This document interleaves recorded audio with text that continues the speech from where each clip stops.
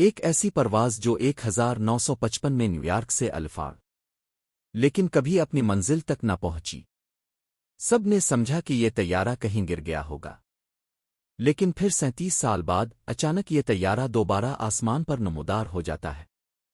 کیا واقعی کوئی طیارہ وقت کے سفر میں گم ہو سکتا ہے؟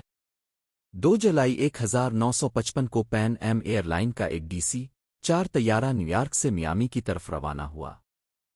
طیارے میں 57 مسافر اور 5 عملہ سوار تھا۔ سب کچھ معمول کے مطابق چل رہا تھا، لیکن کچھ دیر بعد طیارہ ریڈار سے غائب ہو گیا۔ نہ کوئی رابطہ، نہ کوئی پیغام اور نہ ہی کوئی ملبہ۔ سب حیران تھے کہ آخر طیارہ گیا کہ پھر 37 سال بعد 1992 میں وینزویلا کے شہر کراکس کے ہوائی اڈے پر اچانک ایک پرانا طیارہ لینڈ کرتا ہے۔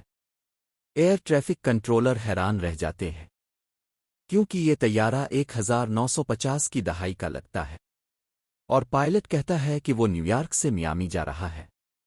کیا یہ ممکن ہے؟ کیا یہ وقت کا سفر تھا؟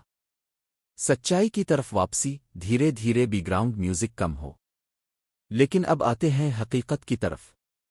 یہ پوری کہانی دراصل ایک فرضی کہانی ہے جو سب سے پہلے ایک مزاحیہ اور غیر سنجیدہ اخبار ویکلی ورلڈ نیوز نے 1985 میں شائع کی تھی۔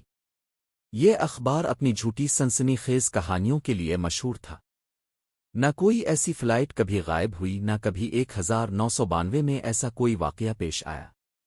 ماہرین، تاریخ دان اور ایویئیشن ریکارڈ سب اس بات کی تصدیق کرتے ہیں کہ فلائٹ 914 ایک مکمل طور پر من گھڑت افسانہ ہے۔ ایسی کہانیاں اکثر انٹرنیٹ اور سوشل میڈیا پر وائرل ہو جاتی ہیں، لیکن ہر سننے والی بات سچ نہیں ہوتی۔ ہمیں فرق کرنا سیکھنا ہوگا حقیقت اور فسانے کے درمیان۔ اگر آپ کو یہ ویڈیو پسند آئی ہو تو لائک کریں، کمنٹس میں اپنی رائے دیں، اور مزید ایسی ویڈیوز کے لیے ہمارا